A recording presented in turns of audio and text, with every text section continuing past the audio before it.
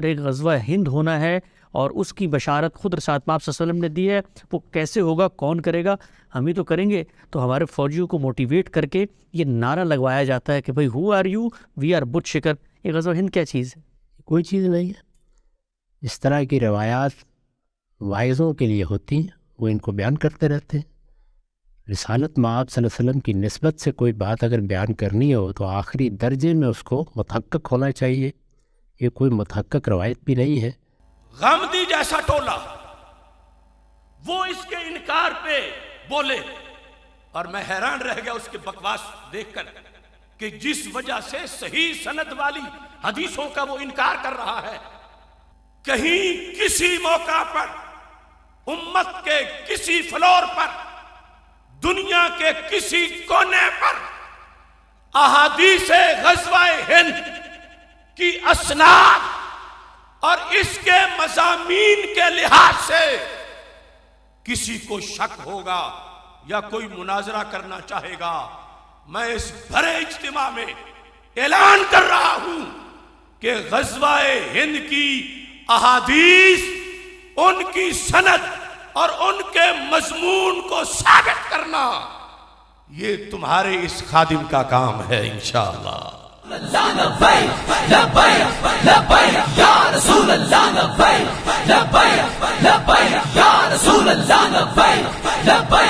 سنن نسائی سے پیش کر رہا ہوں حدیث نمبر 3175.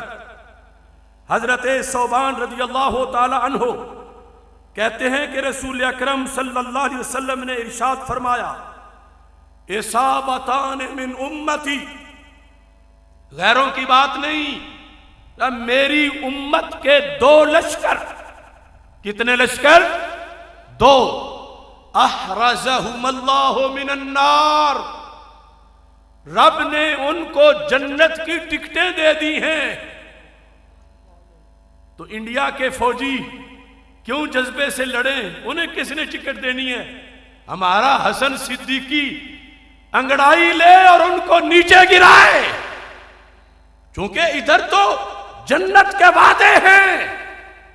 فرمایا میرے آقا علیہ الصلوۃ والسلام نے 2 جماعتیں ان کے لیے رب نے جنت کا اعلان کر دیا. اور یہاں بھی دوسرے لوگوں کی تنگ دامانی دیکھو. جو خطیب یہ تقریریں کرتے ہیں کہ معاذاللہ رب کے نبی کو اپنا کوئی پتہ نہیں کہ میرے ساتھ کیا ہوگا قیامت کے دن، ان کے منہ سے یہ حدیث نہیں نکلے گی. اصابتان، سرکار تو قیامت تک کی امت کو دیکھ کر یہ اعلان کر رہے ہیں. اور آگے میں حدیث پڑھوں گا، ایک ایک چیز گن کے بتائی، صرف نام ہی نہیں، باپ کا بھی نام، دادے کا بھی نام، ٹینک کا نام، سواری کا نام، سب نام لیا. اصابتن تغزو الہند، ایک لشکر جو غزوہ ہند کرے گا. وَإِصَابَةٌ تَكُونُ مَعَ عِیسیٰ ابْنِ مَرْیَم علیہ السلام، دوسرا لشکر جس کی قیادت سیدنا عیسیٰ علیہ السلام کریں گے. سرکار فرماتے ہیں ان دونوں کی جنت فائنل ہو گئی ہے، یہ جنت کی ٹکٹیں ان کو دے رہی ہیں. کہ مسند امام احمد میں فرما انی لعارف اسماءہم واسماء آبائہم والوان خیولہم، میں ان مجاہدوں کے نام بھی جانتا ہوں، ان کے والدین، ان کے دادا، ان کے پردادا کا نام بھی جانتا ہوں. الوان خیولہم، اور تو اور رہا ان کے گھوڑوں کے رنگ بھی جانتا ہوں. اب یہ ہے قوت ہمارے فوجی میں، ہمارے عوام میں، ہماری سرزمین میں، کہ جنہیں پتا ہے کہ سرکار نے میرا نام لینا ہے، میرے باپ کا نام آئے گا، میرے دادا کا نام آئے گا، میں جس سواری پہ بیٹھا ہوں سرکار رنگ بھی جانتے ہیں.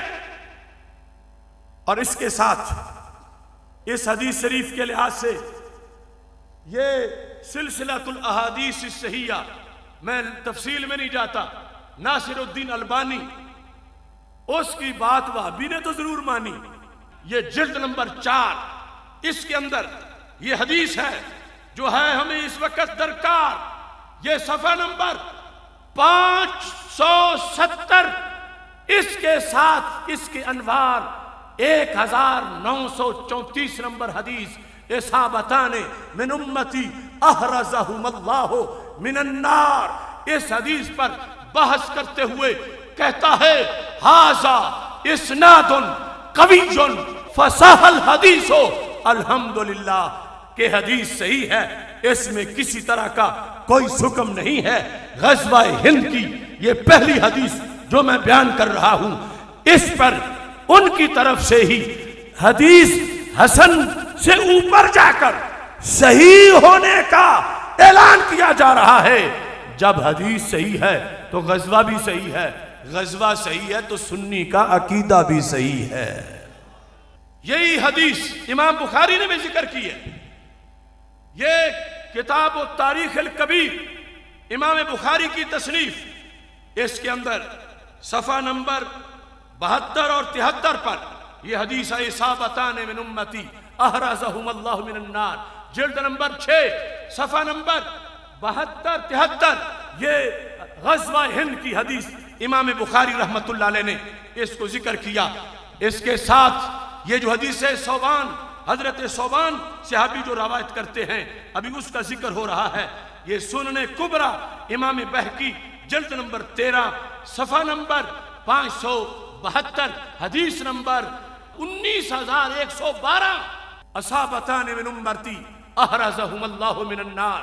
یہ ہے غزوہ ہند، یہ ہے اس کی سند، یہ ہے اس کے حوالے۔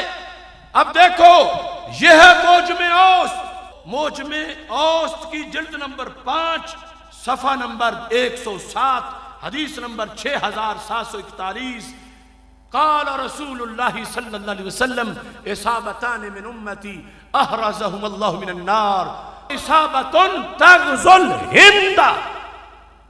یہ ختم بخاری ہے جس میں حدیث ہمیں پیاری ہے، اور اس نے دشمنوں کی مت ماری ہے۔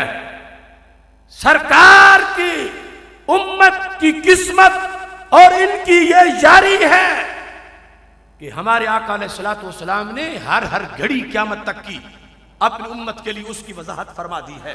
ابھی اس پہلی حدیث کے حوالہ جات جاری ہیں۔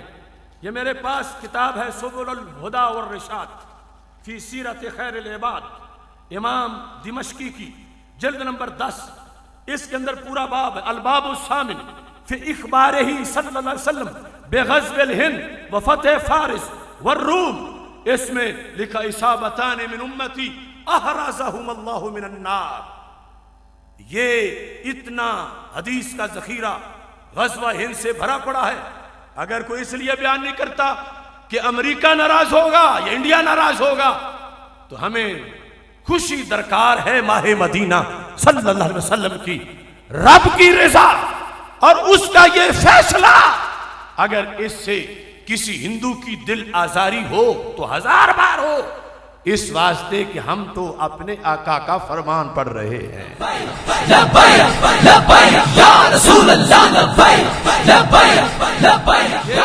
فیض القدیر شرح جامع صغیر امام مناوی کی جلد نمبر 4، تھوڑی سی وضاحت بھی کر دوں چونکہ صرف ٹیکسٹ متن ہی پڑھ رہا ہوں۔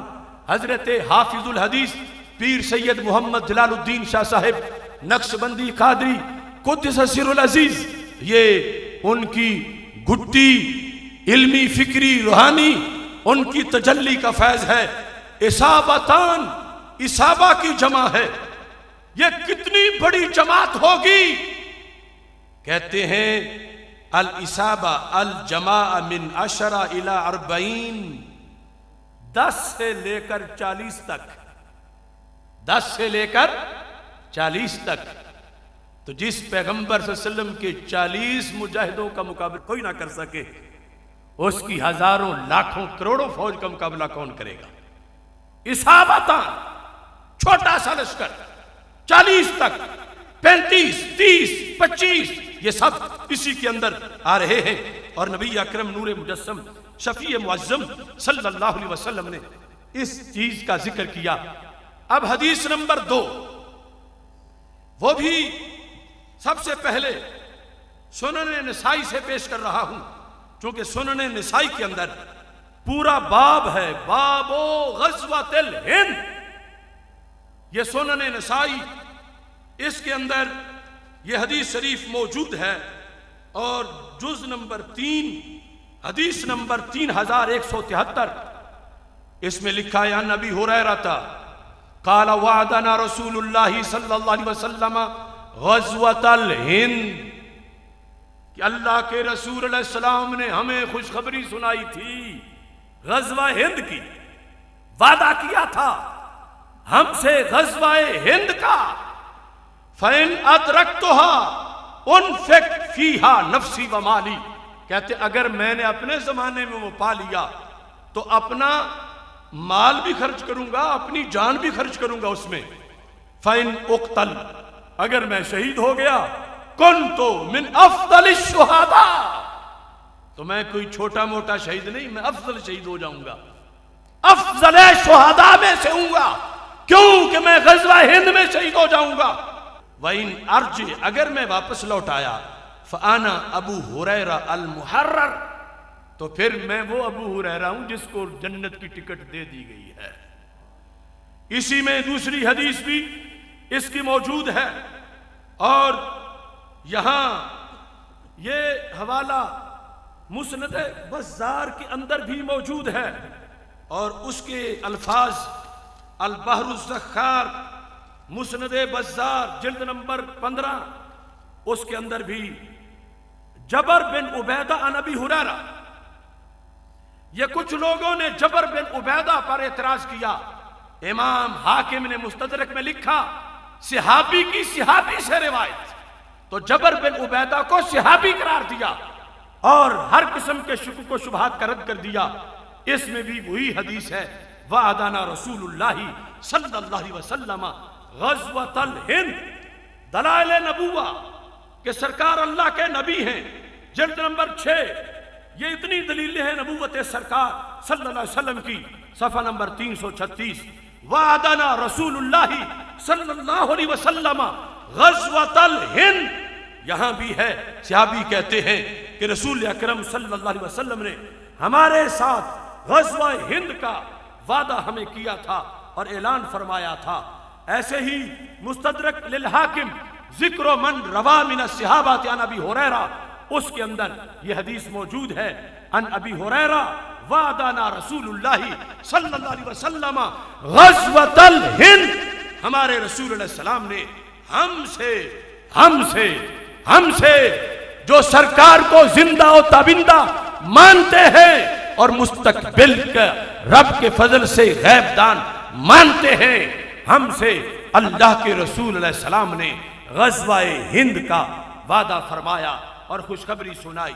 یہ الفتن اور 229 ہجری امام نعیم بن حماد ان کی تاریخ وصال ہے، اس کے اندر انہوں نے پورا باب قائم کیا، غزوۃ الہند پورا باب ہے، اور یہ حدیث بھی موجود ہے، اور اس کے علاوہ انہوں نے بہت سی حدیثیں غزوہ ہند کی لکھی ہیں جس کی اسناد وہ ضمناً ہے، اس لیے میں مستقل طور پر اس کو حدیث کے مستقل باب میں ذکر نہیں کر رہا، ہاں اس میں یہ ذکر ہے کہ ایسی صورتحال بنے گی کہ ایک لشکر زمین ہند پہ پہنچے گا تو کیا کرے گا، یقدم علیہ ذالک الجیش بملوک الہند مغللین، وہ لشکر ہند کے بادشاہوں کو زنجیروں میں جکڑ کر پکڑ کے بیت المقدس لے جائیں گے۔